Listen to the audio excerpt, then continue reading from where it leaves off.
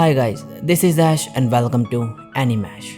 तो आज से एक और न्यू एनिमे एक्सप्लेन करने जा रहा हूँ मैं, जिसका नाम है द अनअवेयर अटेलियर मास्टर। हाल ही में ये एनिमे रिलीज हुआ है और इसका जॉनर है फैंटेसी। तो इस वीडियो में एक्सप्लेन करने जा रहा हूँ मैं इसका एपिसोड नंबर 1। तो बिना टाइम फोड़े लेट्स फ्रिकिंग बिगिन। एपिसोड शुरू होता है और एक लड़का कह रहा होता है एक एस रैंक मॉन्स्टर फेनरिर इस विलेज में कई टाइम से अटैक कर रहा है और विलेजर्स ने अपनी सारी सेविंग्स लगा के हमें हायर करा द फ्लेमिंग ड्रैगन फैंग को उसे हराने के लिए। तभी ये मॉन्स्टर आता है और ये लड़का आगे गिरता है और फिर ये लड़की आके इसे बांध देती है। ये मॉन्स्टर इसे खींचता है और इसे चोट लग जाती है तो हीलर इसे हील कर देती है।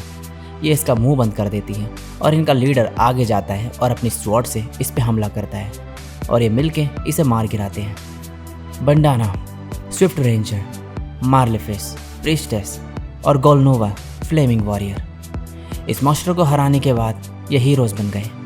अब ये लड़का कहता है ये स्टोरी है एक पावरलेस मैन की हीरोज की पार्टी के बीच जो उनका काम वगैरह हैंडल करता है उनकी जर्नी के दौरान। नेक्स्ट सीन में ये खाना खाता है और गोलनोवा कहता है बकवास टेस्ट, क्या ये विलेज वाले अच्छा खाना नहीं दे सकते? हे कुर, मेरे लिए कुछ बनाओ। मालेफिस कहती है आज आखिरी दिन है जब हम कुर के हाथ का खाना खाएंगे। ये कहता है इसका क्या मतलब है? गोलनोवा बोलता है इसका मतलब है तुम्हें टीम से निकाला जाता है। कुर्ट कहता है मैंने कुछ करा क्या? गोलनोवा बोलता है बात यह है कि तुमने कुछ करा ही नहीं, तुम बस काम करते हो और एक स्लाइम तक को हरा नहीं सकते। मालेफिस कहती है पार्टी में 4 लोग हो सकते हैं, ये इस वर्ल्ड का लॉ है। अगर हमें और स्ट्रांग बनना है तो हमें एक हाई रैंक्ड मेज को टीम में शामिल करना होगा। कोर्ट इनसे कहता है कि मुझे टीम से मत निकालो, लेकिन गोलनोवा इसे लात मारता है। कोर्ट अब बोलता है ये स्टोरी है एक पावरलेस मैन की जिसे हीरो की पार्टी से निकाल दिया गया जो अब ट्रैवल करता है बिना किसी मंजिल के। नेक्स्ट सीन में एक जगह पहुंचता है और कहता है तो ये हेलो वर्क है, मैं बहुत घबराया हुआ हूँ लेकिन मुझे पैसे कमाने हैं। और ये अंदर जाता है। तभी एक लड़की आती है और कहती है welcome to Samaila branch of hello work station, क्या तुम काम की तलाश में हो या फिर किसी को हायर करने के लिए आए हो? कोर्ट कहता है मैं काम ढूंढने आया हूँ। ये बोलती है फिर हम एक इंटरव्यू और एप्टीट्यूड टेस्ट से शुरू करेंगे। अब ये इससे इसका नाम और एज पूछती है। ये बोलता है मेरा नाम कोर्ट रोकांस है। अब ये इससे पूछती है कि इसके विलेज का नाम क्या है। कोर्ट बताता है हेस्ट विलेज, शीन माउंटेन्स में।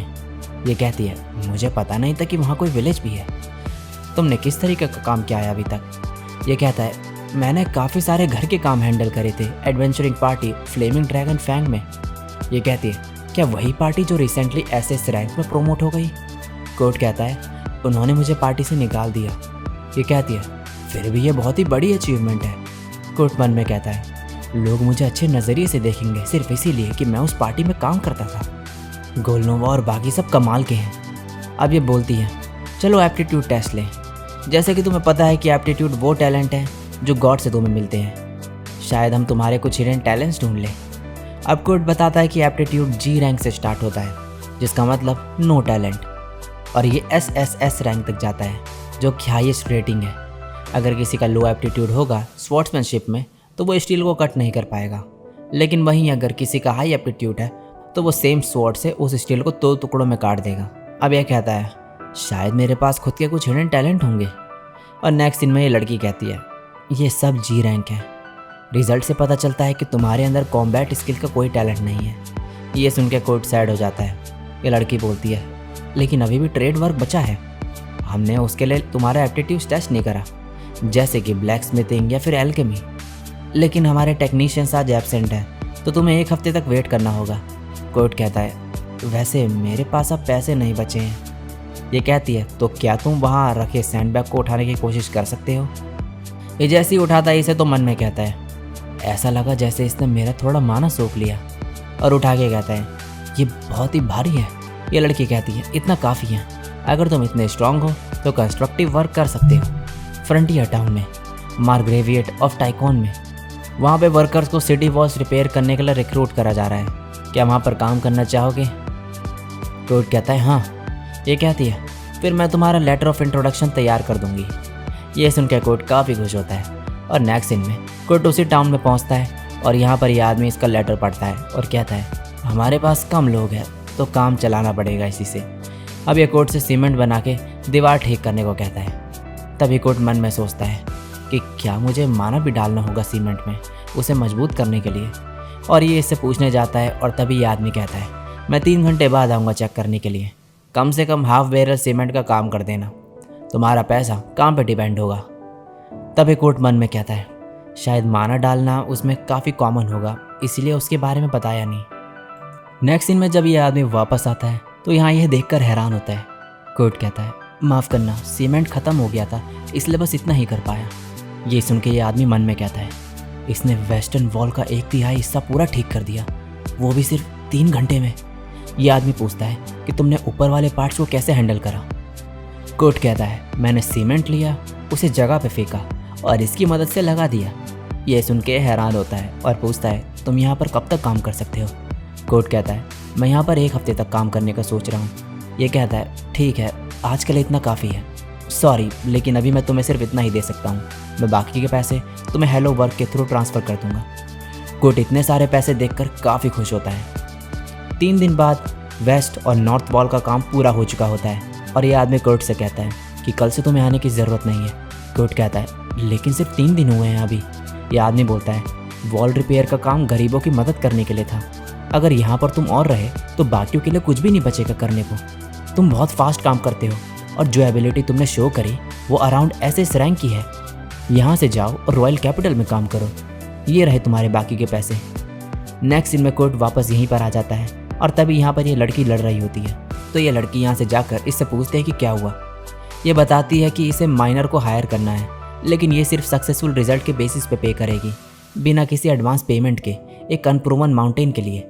ये लड़की कहती है, मैम अगर ये आपकी शर्तें हैं तो फिर मैं रिकमेंड करूँगी कि आप इन्वेस्टर्स को रिक्रूट करो एक माइंड डेवलप करने के लिए।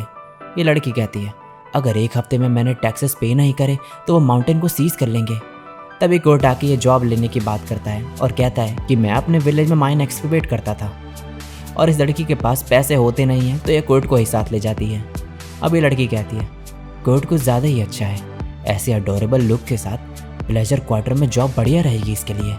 तभी ये दूसरी लड़की कहती है, किर्शल, और ये अपने सपने से बाहर आ जाती है और कहती है, ये कंस्ट्रक्शन पे है जो कोर्ट के अकाउंट में डिपॉजिट करने हैं। ये देखती है और अमाउंट 200 गोल्ड कॉइन्स होता है, जिसे देखकर ये चक्कर खाने लगती है। तभी किर्शल कहती है, ये सैंडबैग यहाँ पर किसने रखा। ये लड़की बोलती है, हम इन्हें रिटर्न कर रहे हैं, और वैसे ये सैंडबैग्स नहीं है, इन्हें एक पर्सन के अंदर कितना माना है वो मेजर करने के लिए यूज़ करा जाता है। ये भारी हो जाते हैं, जितना ज़्यादा माना किसी के अंदर होता है उतना, लेकिन नॉर्मल लोगों के लिए ये रिएक्ट नहीं करते। इसके लिए रॉयल कोर्ट मेज लेवल का माना चाहिए होता है इन्हें एक्टिवेट करने के लिए। क्या आप इन्हें बाहर रख देंगे। किर्शल इन्हें उठाती है और कहती है, ये हैवी है लेकिन उतना नहीं। कोर्ट, आखिर तुम हो कौन। दूसरी तरफ ये दोनों माउंटेन पहुंचते हैं और यहाँ पर एक टेंट को देखकर कोर्ट कहता है, यहाँ तो सिर्फ एक ही है। ये बोलती है, 2 लोगों के लिए ये काफ़ी है। कोर्ट कहता है, हम दोनों सेम टेंट में सोएंगे। मैं तुम जैसे क्यूट वुमेन के साथ सेम टेंट शेयर नहीं कर सकता यूलिशिया। ये कहती है, क्या कहा, मैं क्यूट नहीं।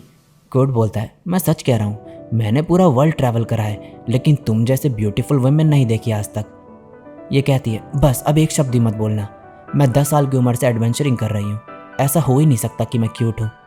चलो खाने का टाइम हो गया है। कोर्ट कहता है, क्या ये तुमने बनाया है यूलिशिया। ये कहती है, ये कुकिंग में काउंट नहीं होगा, मैंने बस इसे बॉईल करा है। कोर्ट बोलता है, काफ़ी टाइम हो गया जब से किसी ने मेरे लिए कुछ बनाया हो, मैं बहुत ज़्यादा खुश हूँ। अब कोर्ट मन में कह रहा होता है, गोलनोवा और बाकियों ने कभी मेरे साथ नहीं खाया था। अब रात में ये सो रही होते हैं। कोर्ट को नींद नहीं आती तो ये देखता है यूलिशिया की तरफ और इसने कुछ भी नहीं पहना होता ऊपर, जो देखकर कोर्ट हैरान हो जाता है और यहाँ से जाने लगता है। यूलिशिया तभी कहती है, हम 1 हफ्ते तक साथ रहने वाले हैं तो मैं देखना चाहती थी ये किस टाइप का पर्सन है। ये अच्छा है, मोर इम्पॉर्टेंटली क्यूट। अब सुबह होती है और यूलिशिया बाहर देखती है तो यहाँ पर कोर्ट सो रखा होता है और ये देखती है कि इसके कपड़े में बटन लग गया है। यह कोर्ट से पूछती है कि क्या तुमने ये लगाया। कोर्ट कहता है, हाँ, और ये इसे थैंक्स कहती है और मन में कहती है, ये लड़का गलत जगह काम कर रहा है। और अब ये कहती है, चलो काम पे चलें, हमें 10 गोल्ड अर्न करने हैं और हफ्ता ख़त्म होने से पहले। कोर्ट पूछता है, क्या तुमने डिसाइड कर लिया कि कहाँ पर खोदना है। यूलिशिया कहते हैं, नहीं, हम पास ही में कहीं खोदना शुरू करेंगे। कोर्ट कहता है, तुम अगर रैंडमली कहीं भी खोदोगी तो तुम्हें और नहीं मिलेगा। और कोर्ट अब जगह ढूंढने लगता है और पत्थर निकालता है एक खोद के, और जब इसे तोड़ता है तो इसमें से जेम निकलता है। ये कहता है ये अराउंड 3 गोल्ड कॉइन्स का होगा, और कुछ ही देर में ये काफ़ी सारे जेम निकाल देता है खोद के। यूलिशिया कहती है तो अब हमें इन्हें बेचना है ना? ये कहता है नहीं।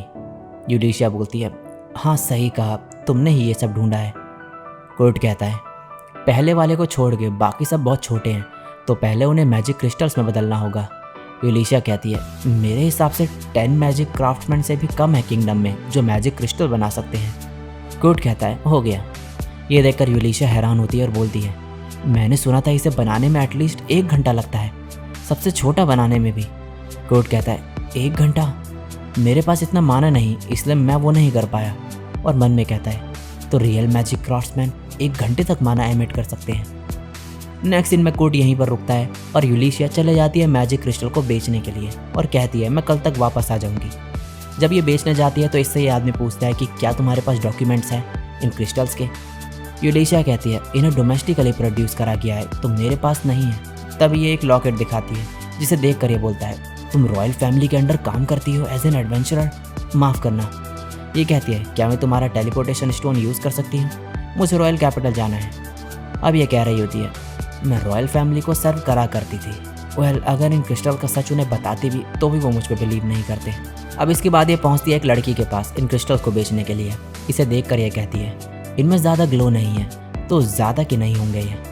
तभी यह कहती है 1 मिनट रुकना ज़रा, और अंदर जाके ये बाहर आती है और बोलती है मैं इसके तुम्हें 10 गोल्ड कॉइन दे सकती हूँ। ये सुनकर यूलिशिया हैरान होती है और पूछती है ऐसा क्यों? ये लड़की कहती है इन मैजिक क्रिस्टल्स में 10 टाइम्स ज़्यादा माना है जितना नॉर्मली होता है उससे। यूलिशिया कहती है इसका ग्लो इतना कम है फिर भी। ये लड़की बोलती है ऐसा इसलिए है क्योंकि इसे ऐसे बनाया गया है जिससे माना लीक ना हो। यूलिशिया कहती है मेरे पास 49 और है। इसके बाद ये लड़की इसे 500 गोल्ड कॉइन्स देती है इनके बदले और बोलती है कि मेरे पास 2 चीज़ें हैं बोलने के लिए, इन्हें मेरी शॉप के अलावा और कहीं मत बेचना। मुझे नहीं लगता बाकी शॉप वाले इसकी प्रॉपर वैल्यू समझ पाएंगे, और हमारा किंगडम ऐसे स्ट्रॉन्ग मैजिक क्रिस्टल्स नहीं चाहेगा कि कहीं और पर जाएं। यूलिशिया कहती है और दूसरी चीज़? ये बोलती है मुझे जानना है कि ये किसने बनाया। यूलिशिया कहती है मैं ये नहीं बता सकती। ये बोलती है क्यों? जिसने ये बनाया है उसे डायरेक्टली किंगडम के लिए काम करना चाहिए, या फिर तुम उसे खुद रखना चाहती हो खुद के फ़ायदे के लिए? यूलिशिया कहती है ऐसा नहीं है, मैं बस इन्फॉर्मेशन शेयर नहीं करना चाहती उसकी परमिशन के बिना। ये लड़की कहती है यूलिशिया ये एक ऑर्डर है, एक रॉयल कोर्ट मेज होने के नाते ऑनररी काउंट के इक्वल स्टेटस के साथ। यूलिशिया कहती है मैं रॉयल फैमिली के अंडर डायरेक्टली सर्व नहीं करती, अब मुझे तुम्हारे ऑर्डर्स मानने की ज़रूरत नहीं। ये लड़की कहती है अच्छा, और तुम्हें इसके बावजूद अपने पुराने स्टेटस का फ़ायदा उठाने में कोई दिक्कत नहीं है ना? ठीक है, तो फिर एक फ्रेंड होने के नाते कह रही हूँ उस पर्सन को किसी और नेशन मत जाने देना और उसे इन्फॉर्म कर देना कि हम उसे royal magic technology research lab का डायरेक्टरशिप ऑफर कर सकते हैं ऑनररी बैरन के टाइटल के साथ, पॉसिबली ऑनररी काउंट मैजेस्टी की परमिशन के बाद। ये सब सुनकर यूलिशिया हैरान होती है और सीधे जाती है किरशल के पास, और ये दोनों एक साथ बोलते हैं मुझे तुमसे कोर्ट के बारे में कुछ पूछना है, और दोनों ही हैरान होते हैं। यूलिशिया पूछती है कि कोर्ट आखिर है कौन? किरशल बोलती है सॉरी हम अपने क्लाइंट्स की इन्फॉर्मेशन नहीं दे सकते। ये फिर से अपना ये लॉकेट दिखाती है और ये देखकर ये इसे इन्फो दे देती है। यूलिशिया कहती है गुड, फ्लेमिंग ड्रैगन फैंग का मेंबर था और फिर भी जी रैंक है।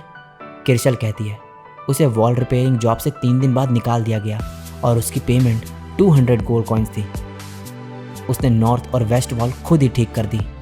यूलिशिया कहती है ठीक है, इन्हें कोर्ट के अकाउंट में डिपॉजिट कर देना, ये 499 गोल्ड कॉइन्स हैं, और मैं तुम्हें ऑर्डर दे रही हूँ as an adventurer directly under royal family कि तुम कोर्ट की इन्फॉर्मेशन रिवील नहीं करोगे कहीं भी। अब ये सीधे पहुँचते हैं कोर्ट के पास, और इसने यहाँ पर एक घर बना दिया होता है एक रात में, जो देख कर यूलिशिया हैरान होती है और पूछती है तुम्हारे एक रात में घर कंस्ट्रक्ट करने के ऊपर क्या थॉट्स हैं? कोर्ट बोलता है मेरे होम टाउन में लोग अक्सर ऐसा किया करते थे, तो इसमें कोई बड़ी बात नहीं है। और यूलिशिया फिर से शॉक रह जाती है, और इसी के साथ ये एपिसोड यहीं पे एंड हो जाता है। सो गाइज, अगर ये एपिसोड अच्छा लगा हो और ये एनीमे अच्छा लग रहा है तो इस वीडियो पे लाइक कर देना और नीचे कमेंट करके ज़रूर बताना कि इस एनीमे को कंटिन्यू करूँ या फिर नहीं। ज़्यादा लोग अगर चाहेंगे कि मैं इस एनीमे को कंटिन्यू करूँ तो मैं इसे ज़रूर कंटिन्यू करूँगा और इसका नेक्स्ट एपिसोड लेकर आऊँगा। तो आज के लिए बस इतना ही, मिलता हूँ किसी और दिन किसी और वीडियो के साथ। तब तक के लिए सायोनारा।